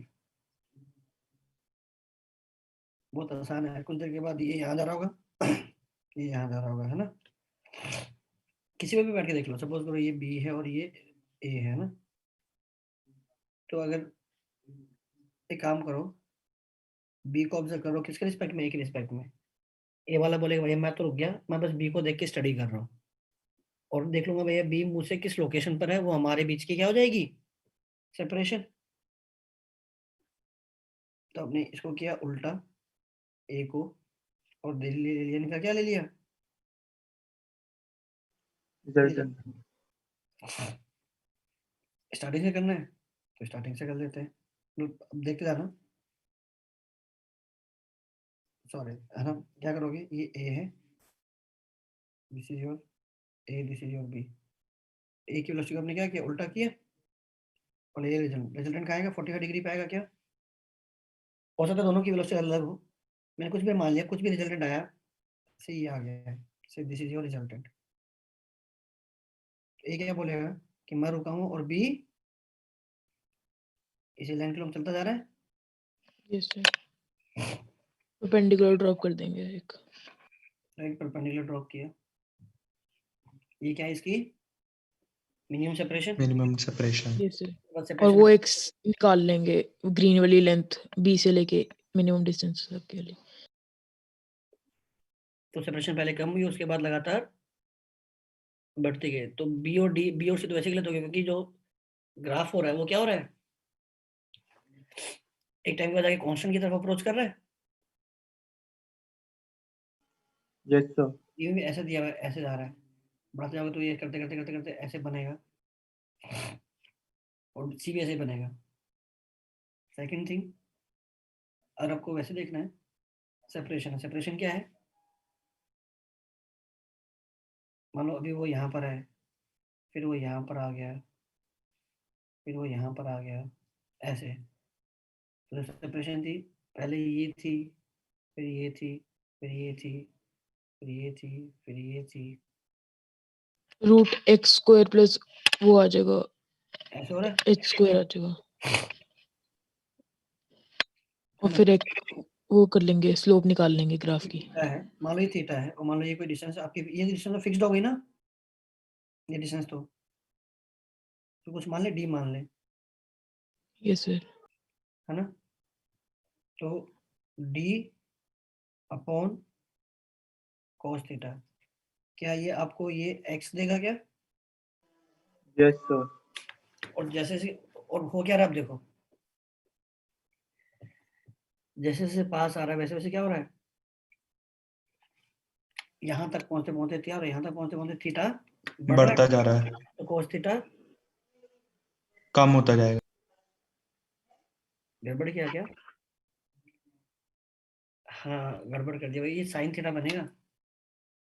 सर अगर हम सीधा पाइथागोरस वाला ही यूज कर ले, उससे हमारे को dx by dt पता है ना, फिर इजी रहेगा। तो ये आसान है एक्चुअली, देखोगे तो ये क्या है, ग्राफ को तो मैं नेचर देख के समझ में आ जाएगा कि जो x है वो ऑब्वियसली st जो ग्राफ है वो लीनियर बन ही नहीं सकता इससे स्ट्रेट लाइन। आपको पता है ये d है, थीटा, तो x के लिए क्या आएगी, d अपॉन sin थीटा आएगी। जैसे जैसे पास आ रहा है वैसे वैसे थीटा बढ़ता जा रहा है ना। और जब एग्जैक्टली इसके सामने आ जाएगा, यहाँ पर आ जाएगा, जब यहाँ पर आ जाएगा तो theta will be 90, x will be equals to d, right. और तो जो x का ग्राफ होना चाहिए वो थीटा के साथ साथ ऑब्वियसली क्या है, ये लीनियरली चेंज हो रहा है या फिर नॉन लीनियरली? Non linearly. पहले थीटा बढ़ा तो साइन थीटा बढ़ा, तो x आपका कम होने लगा, और इसके बाद फिर से थीटा क्या होने लगेगा, कम होने लगेगा क्या, right.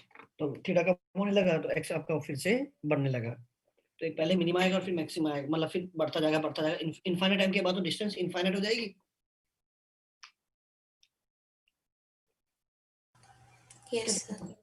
Yes sir. Graph linear तो हो नहीं सकता, क्योंकि थीटा है, थीटा आपका लीनियरली थोड़ी चेंज हो रहा है, साइन थीटा आपका।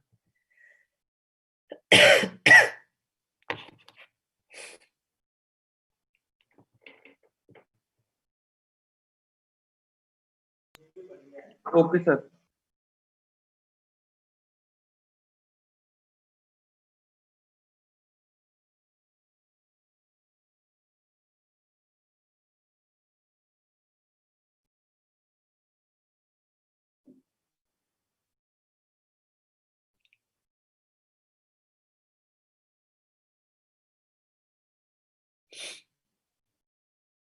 चलिए आगे, इसके बाद अप टू 70 75 तक कोई डाउट?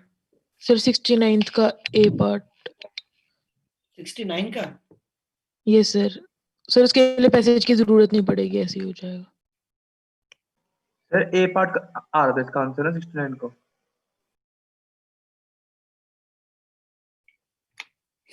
ऐसा कुछ है कि आपने सेम पॉइंट से फेंका हुआ है, एक V1 से एक V2 से, एक θ1 से और एक θ2 से।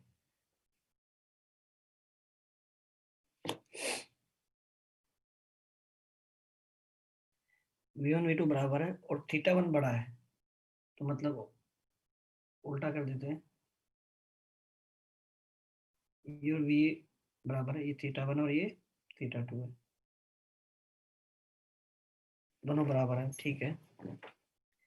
इनकरेक्ट चूज करना है, ठीक है। कौन सा पार्ट बताऊं इसमें?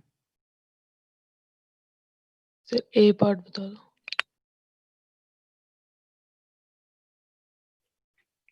ये तो ठीक है, ये ऐसे जाएगा। और इसकी मैक्सिमम हाइट क्या होगी?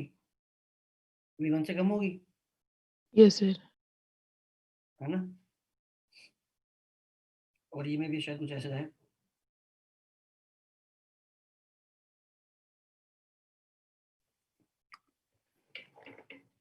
और हो सकता है, और हो सकता है कि इससे ज्यादा भी हो सकता है, डिपेंड करता है यस सर।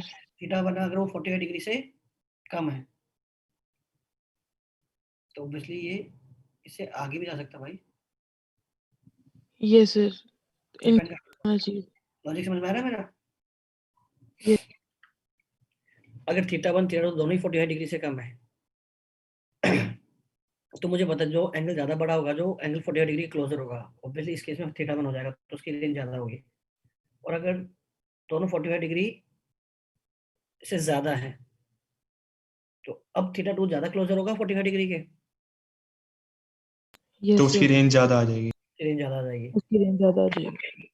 कुछ भी हो सकता है यार, है ना, आइडिया नहीं है, बट ये तो जरूर मुझे पता है कि जो जिसका एंगल ज्यादा है, इनकरेक्ट स्टेटमेंट चूज करनी है, राइट? Yes sir. अच्छा, तो पहला तो क्या है, ट्रू है, जिसे चूज नहीं करोगे। सर पहले ऐसे सर वो तो जरूरी थोड़ी ना कि पार्टिकल 1 के नीचे मूव करे। ऑब्वियसली तुम लॉजिकली देखो ना, दोनों की स्पीड सेम है, जिसका एंगल ज्यादा होगा वो हमेशा क्या होगा, खुद सोचो, वो उसकी हाइट हमेशा क्या रहेगी, टू वाले से। तो दोनों का सर वर्टिकल कंपोनेंट कंपेयर करो, एक आएगा V1 cos V1 sin θ1, एक आएगा V2 sin θ2, राइट?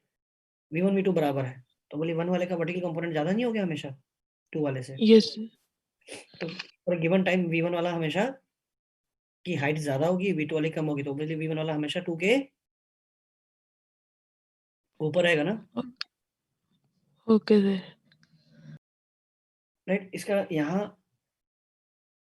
इसका मतलब ये नहीं है कि वर्टिकली अबव है, समझे ना? सर वर्टिकली, मैं उसी हिसाब से वो कर रहा था इनकर। अगर आप वर्टिकली अबव का मतलब समझते हो तो उसका मतलब है कि दोनों की हॉरिजॉन्टल पोजीशन सेम है, और वो और पहले वाला इसके ऊपर है, ये नहीं लिखा हुआ अंडर द पार्टिकल वन लिखा हुआ। इसका मतलब क्या है, वन वाले की हाइट टू वाले से हमेशा ज्यादा है। ए भी करेक्ट है और सी भी करेक्ट है, बी को चेक कर लेते हैं। ये सर हो गया था, फिर आ गया था।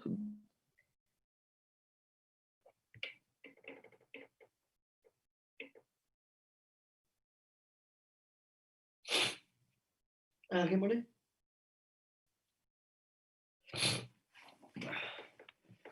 अब बताओ अप टू 80 तक कोई डाउट?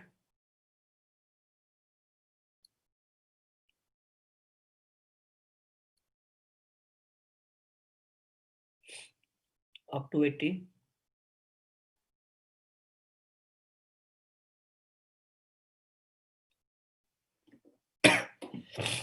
नहीं कोई सर डाउट? 76 का आंसर डी नहीं आना चाहिए।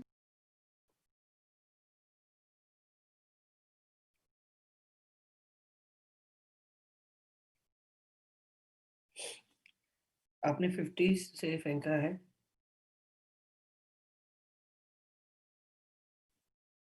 एट एन एंगल ऑफ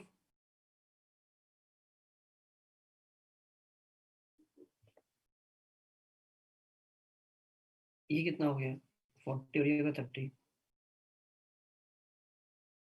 तो डी तो क्यों आना चाहिए? मेरे को तो देख के लग रहा है कि ए वाला भी गलत ही हो सकता है।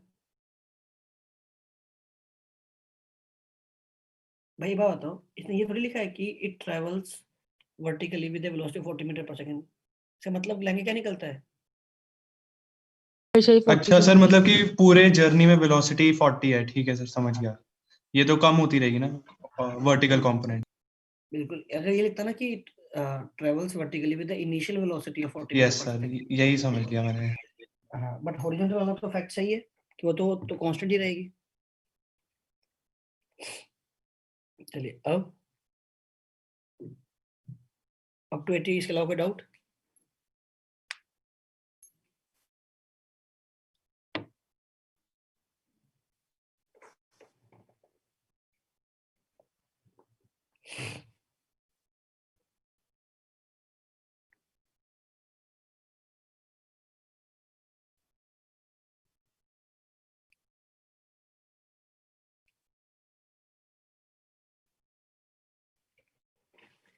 Up to 90, sir 87। 87। Yes sir. तो क्वेश्चन का मतलब नहीं समझ लगा इधर। यस सर, मेरे को भी नहीं समझ में आया। ये तो डिस्टेंस इक्वेट करके हो गया था दोनों टीमें। डाउन द स्ट्रीम का मतलब बेसिकली फ्लो के साथ साथ आगे बढ़ रहे हैं। Yes sir. तो मान लो यहाँ मैन है, ठीक है, ये मान लो कोई पॉइंट हुआ, एम पॉइंट है, यहाँ पर एक फ्लोट था, मैन भी यहाँ स्विम कर रहा था। आफ्टर ट्रेवलिंग डिस्टेंस डी, मतलब मैन यहाँ से ट्रैवल करते करते करते करते यहाँ तक पहुंचा, ये डिस्टेंस डी है। चलो इसने रिटर्न किया, और जब रिटर्न करेगा तो जो फ्लोट यहाँ पर था वो तो पानी की रिवर बहाव की वेलोसिटी से मूव करके आएगा। पानी के बहाव के साथ वो भी आगे आ रहा होगा क्या? और जो फ्लोट है, फ्लोट की स्पीड क्या होनी चाहिए? वही स्पीड होनी चाहिए जो पानी के फ्लो की स्पीड है। Yes sir. तो ये रिटर्न करते हुए जब फ्लोट को पास करता है, यहाँ से इसको क्या करेगा, वापस से इसको पास करेगा, तो ये डिस्टेंस कितनी गिवन है? D/2। डिवाइड। तो टाइम कंपेयर कर सकते हैं कि जो फ्लोट है, फ्लोट तो कितना चला टी टाइम में d/2, लेकिन मैन कितना चला? D/2 उतने टाइम 3D/2। 3d। जाते हुए मैन की स्पीड क्या हो जाएगी? Velocity of man plus velocity of river, और आते हुए क्या हो जाएगी? माइनस हो जाएगी।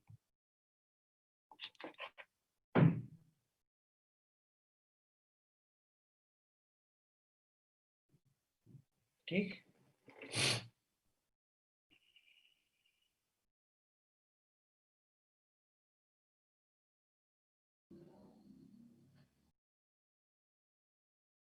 सर 88 बता देना, डायग्राम समझा दो, समझ नहीं आया था।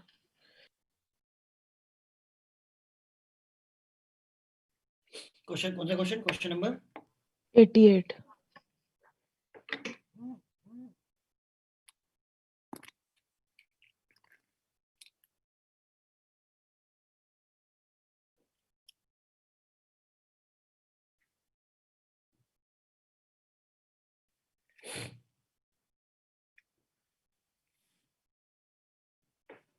सर ये जो एंगल है अल्फा, सर ये कार के बोनेट के साथ एंगल है या मतलब मिरर के प्लेन में जो एंगल होता है वो वाला एंगल है? लिखा हुआ वो है पूछना है। Angle alpha with the vertical. आपने कभी वो जीप वगैरह देखी है, जो गवर्नमेंट ऑफिशियल्स को जीप वगैरह मिलती होती है, जो महिंद्रा की जीप आती है, थार जीप बोलो, उसमें क्या होता है? मान लो ये आपकी विंड स्क्रीन है, और फिर ये आपका बोनेट हो गया, ये आपका टायर वगैरह हो गया, है ना? यस। उन सब जीप में क्या होता है?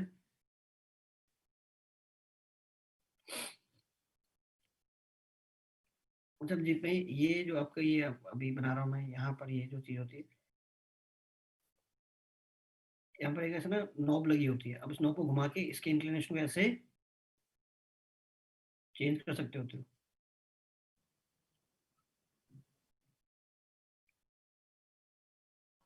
ओके सर, यही डाउट आ रहा था। तो डायरेक्टली यहाँ से अंदर हवा आती है, तो ये आपको ग्लास जो विंडो है आपका ना, जो विंड स्क्रीन है, उसमें ये नोब होती है सर्कुलर सा, तो उसको जैसे आप आपने टैप नहीं खोलते हो वैसा घुमाने वाला होता है, घुमाओगे तो ये वो जो कांच है वो बाहर आ रहा था। किसी ने देखी है ऐसी जीप?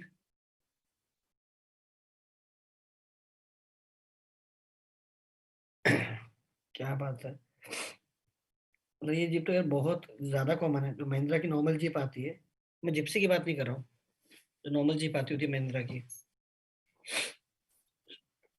थार वार में तो शायद ना हो, लेकिन जो पहले गवर्नमेंट लोगों को जो मिलती थी उनमें ये होता था। तो यही क्वेश्चन है। सर अब हो जाएगा, वो समझ नहीं आ रहा।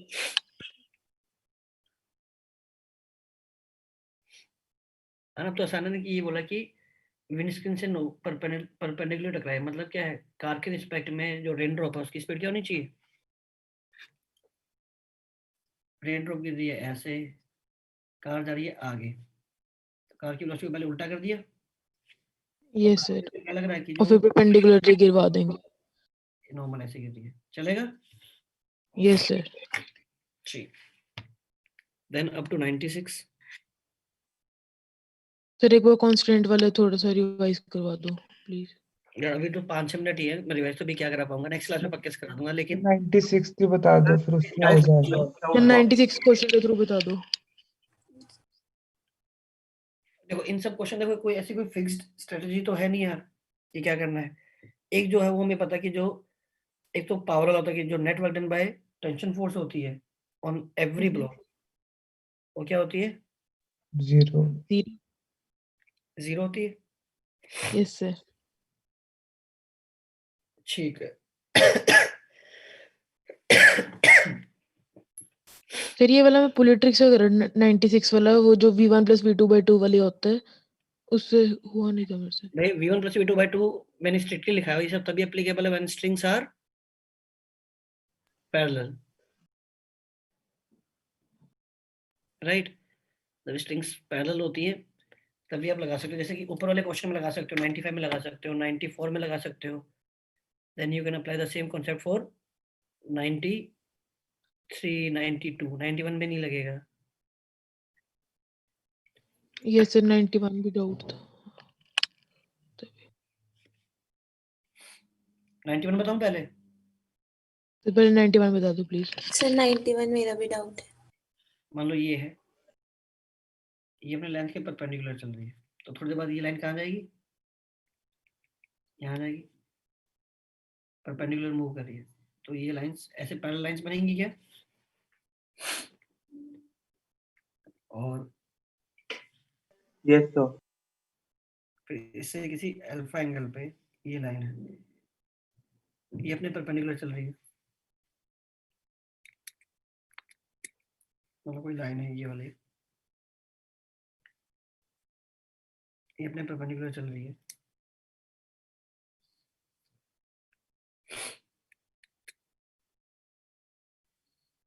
ऐसे रखा है इसको,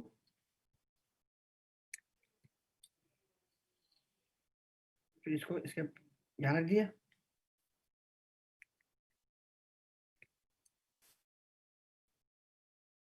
राइट? ऐसे रख दिया।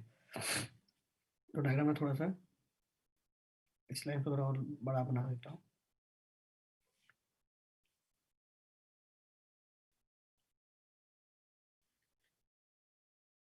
ऐसे, तो मैं बताओ,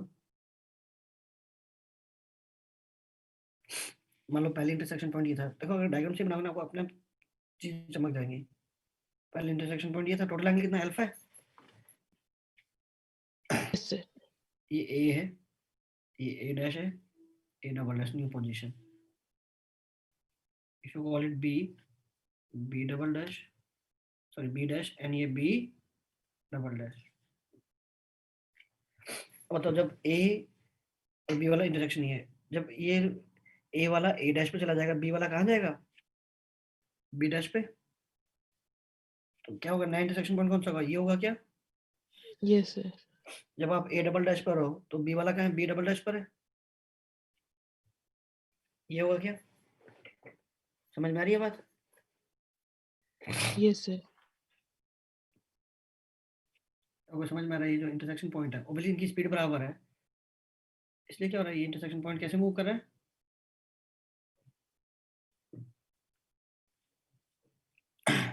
ऐसे मूव कर रहा होगा क्या, हाँ है ना। Yes sir. यस आपको सिंपली अब क्या है इन दो पॉइंट्स के बीच की क्या निकालनी है, दूरी निकालनी है क्या,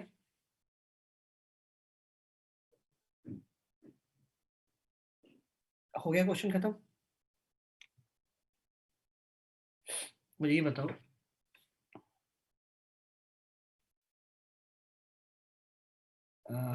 ये दूरी कैसे निकालोगे, ये दूरी सर मेरे ख्याल से कुछ ऐसा होता है ना कि उसी लेंथ की रेशियो में होती है ये डायगोनल वाली डिस्टेंस। या वो क्वेश्चन अलग है, वो तुम्हारा वो टॉय जैसा है जिसमें वो रोम्बस बने होते हैं एक दूसरे से जुड़े हुए होते हैं। यस सर मैं उसको ये बताओ ये जो डिस्टेंस है किसी से भी उठा के कर लो यार जैसा आपका मन करे, इन दो येलो वाले के बीच में ये गैप कितना है, V into T. VT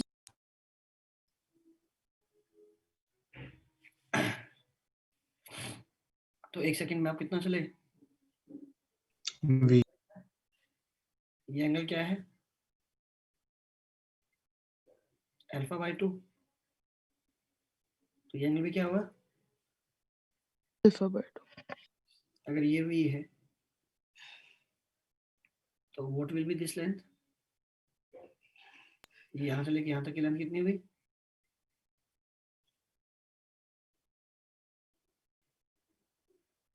V upon sin α/2 तो v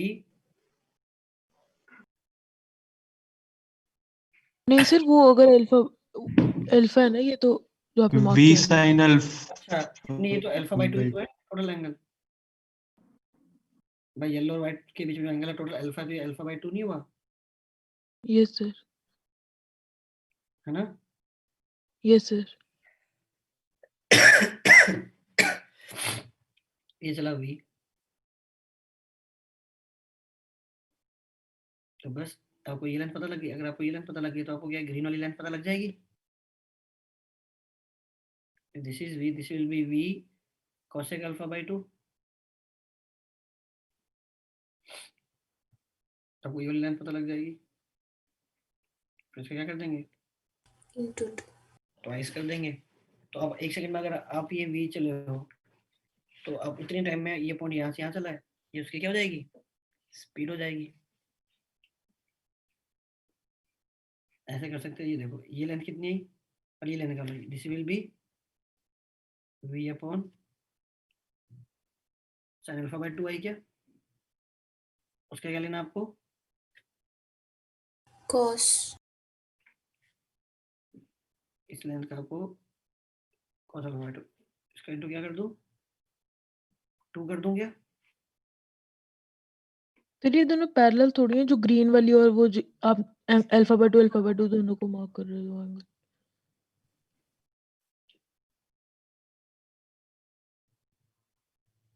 करेक्ट बोल रहे हो, हाँ ये एंगल हमने yes sir नहीं राइट राइट राइट राइट,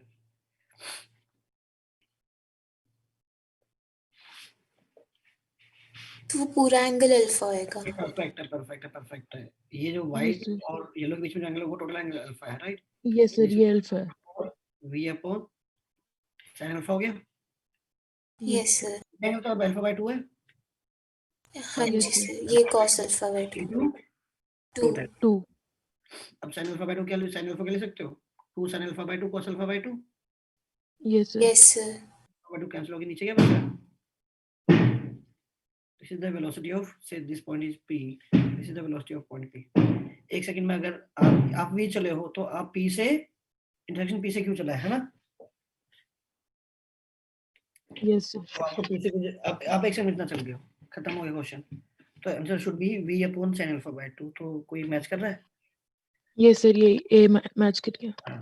देखो इसमें कुछ कंस्ट्रेंट है, ऐसे कुछ थोड़ी है कि मैंने कोई इसमें कोई रूल लगाया या कुछ और किया, जब कुछ दिमाग नहीं करता तो आप अपना लॉजिक लगाओगे कि भैया क्या होना चाहिए, किस तरह से आप क्वेश्चन को आगे बढ़ाओगे, तब डिस्टेंस देखोगे। अब अगला क्वेश्चन क्या था जो आप पूछ रहे 96 पूछ रहे थे?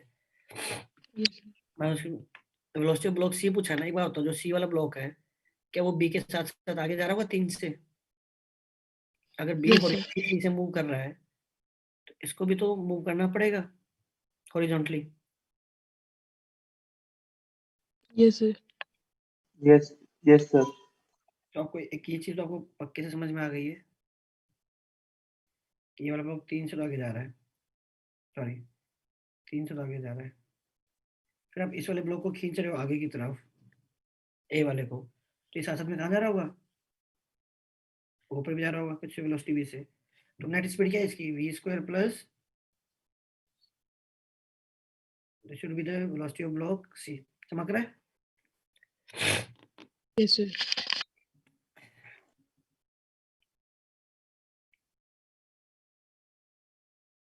कितना होना चाहिए?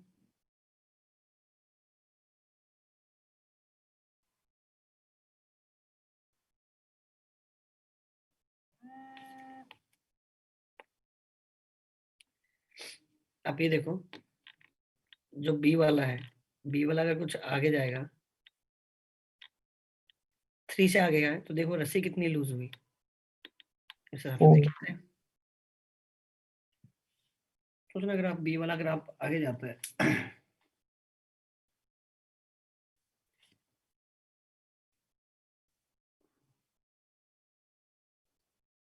तो ऐसे देखो यहाँ से बंधी हुई है,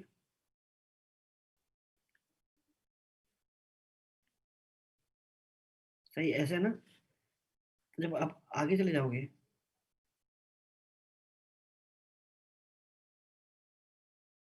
आप कितना आगे मूव किए? एक्स आगे मूव किए, तो जो ये बंदा हुआ था, ये वाला जो पॉइंट था वो पॉइंट यहाँ गया, तो कितनी रस्सी लूज हुई यहाँ से? X. एक्स। और यहाँ से कितनी लूज हुई? X. एक्स। तो रस्सी कितनी लूज होगी यहाँ से? 2X total.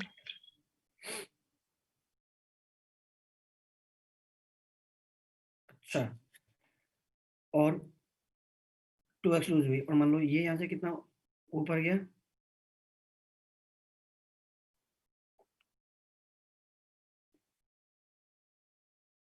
y ऊपर गया है ना। Yes, sir. और कितनी रस्सी लूज हुई?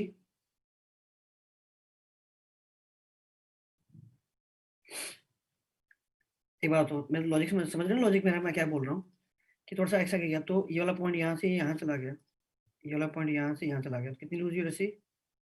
x। X. यहाँ से कितनी लूज हुई? x। X. तो कितनी लूज होगी? 2x। और ये ब्लॉक भी थोड़ा ऊपर गया, तो डिपेंड करता है ऊपर जाए नीचे जाए, है ना, डिपेंड करता है कि सी वाला भारी है हल्का है, पर मुझे पता है Yes, ऊपर sir. जाए Sir, ऊपर गया तो टाइट होएगी ना rope.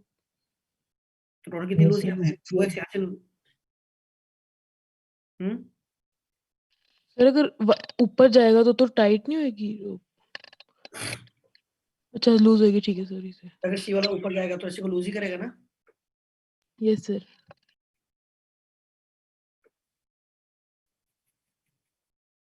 तो टोटल अपने यहाँ से कितनी लूज की? 2X plus Y.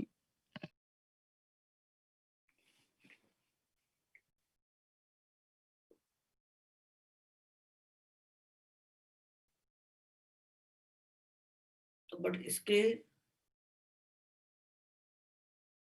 बाय 2 कर दे, शुड बी इक्वल्स टू 1। ऐसा क्यों किया? आपको पता ना पुली है, पुली ऐसे पुली है। आपको देखना पड़ता है कि टोटल यहाँ से ये जितनी दोनों मिला के जो भी रस्सी जितना भी लूज कर रही है उसका आधा ही तो ये हाँ. पुली आगे लेके जाएगी। Yes, sir. Yes. मैं अगर एक को रोक दूं उससे दूसरी को लूज करूं तो इसका सब आधे होता है। लॉजिक समझ में आ रहा है क्या? Yes, sir. आपकी जो स्ट्रिंग है, स्ट्रिंग के दोनों एंड को देख लो कितना लूज हुआ है और दोनों को ऐड करके आधा कर दो, उतना ही तो आपकी पुली क्या करेगी, डिस्प्लेस करेगी।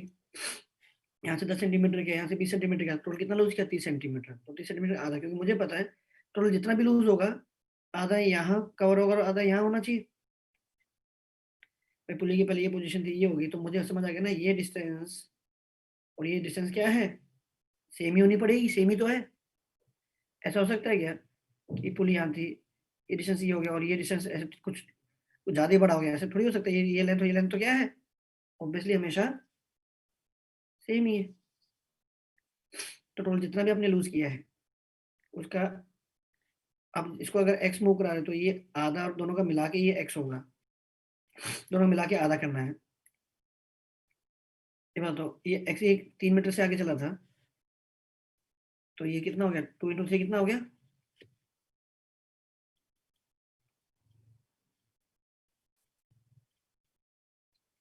माइनस ऑब्वियस सी बात है, y की वैल्यू क्या हो रही है, नीचे जाएगा। 50 नीचे आएगा। हाँ लॉजिकल सी बात है। अगर ये 6 इसने खुद ने लूज कर दिया लेकिन ओवरऑल इसका इस पे एक ही आया है, तो उसमें नेट रस्सी कितना लूज हुई है, 2 मीटर ही लूज हुई है। भाई ये आ गया, तो इसने 3 मीटर इसने लूज की, 3 मीटर इसने लूज की, तो एक्चुअली अगर y नहीं भी मूव करता तो 6 मीटर रस्सी लूज हो गई है, तो ये 3 मीटर आगे जाना चाहिए था, बट ये 1 मीटर आगे जा पा रहा है। मतलब नेट रस्सी कितना लूज हुई है, 2 मीटर हुई है, तो यानी जो 6 मीटर हमने लूज की, ये खुद ब्लॉक 4 मीटर नीचे गिर गया, राइट। तो जो ब्लॉक की वेलोसिटी 3 नीचे, 3 आगे और 4 नीचे है, तो नेट कितना आ गया, 5 आ गया। डन। Yes sir. सर इस टाइप के क्वेश्चन वैसे आते हैं मेंस और एडवांस में? क्या मेंस और एडवांस में इस टाइप के ज्यादा आते हैं, पुली वो जो पुली कांस्टेंट पैरेलल वाली स्ट्रिंग्स होती हैं? आते ही नहीं है, जब मैंने पढ़ाया तब भी मैंने बोला था कि कंस्ट्रेंट पे क्वेश्चन आते ही नहीं है। तो सर वो जो वेज कंस्ट्रेंट वाले क्वेश्चन होते हैं ना, जिसमें कॉन्टैक्ट के पैरेलल ए रिलेटिव मानते हैं, वो वाले क्वेश्चंस में मतलब वो उसमें होते नहीं है, वो लास्ट में जाके अड़ जाते हैं और आंसर नहीं मैच करता। जैसे मैंने HCV से किए थे, तो उसमें कुछ ना कुछ गलत।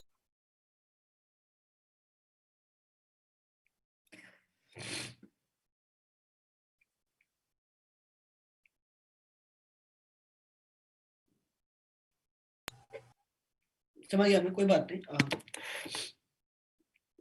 तो नेक्स्ट जो भी क्लास होगी उसमें फिर अपन ये सब चीजें को थोड़ा पढ़ लेते हैं। वेज वाले कंस्टेंट, इन सब कंस्टेंट क्वेश्चन आते ही नहीं है। अगर आप पिछले 40-42 साल के पेपर उठा के देखोगे तो आपको शायद एक क्वेश्चन कहीं मिल जाएगा तो मिल जाएगा।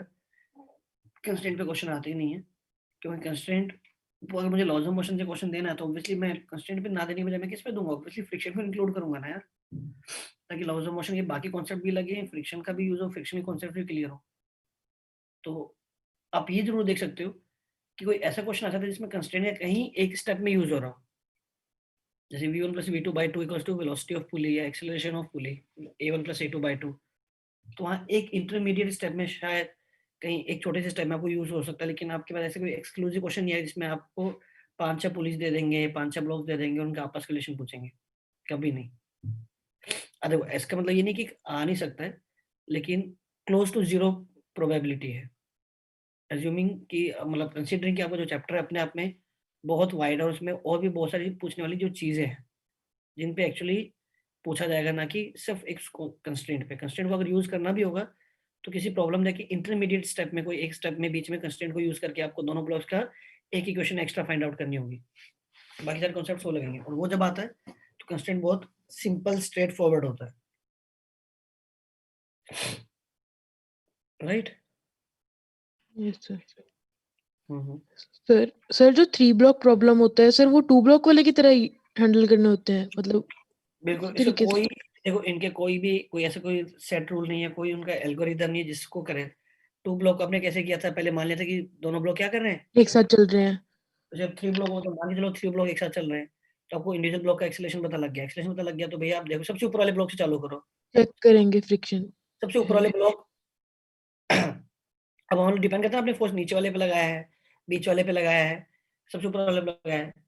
तो अगर आपने सबसे ऊपर वाले पे फोर्स नहीं लगाया तो सबसे ऊपर वाले को कौन चला रहा है? फ्रिक्शन चला रही है। फ्रिक्शन। जैसे आपने बीच वाले पे लगाया तब भी उसको फ्रिक्शन चला रही है ऊपर वाले को, और नीचे वाले को भी फ्रिक्शन चला रही है।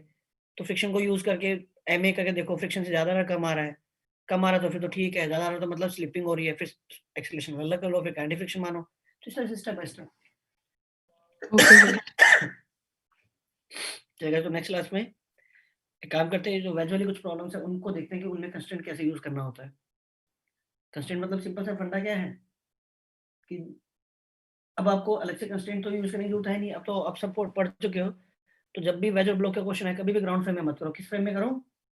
वेज के फ्रेम में। वेज के फ्रेम। इससे फायदा क्या, आपको हमेशा क्या लगेगा कि वेज आपके स्टेशनरी हो गया, और जो ब्लॉक है, ब्लॉक सिंपली क्या कर रहा है, सरफेस के अलोंग मूव कर रहा है, मूव करेगा, यस सर। और आपने ब्लॉक में से एक एडिशनल फोर्स क्या लगा दिया, सूडो फोर्स लगा देंगे अपोजिट डायरेक्शन। नए फोर्स इधर ट्रीट करो, अपार्ट फ्रॉम जो ग्रेविटी mg और नॉर्मल एक्शन लग रहा होगा, और मे भी फ्रिक्शन लग रहा होगा।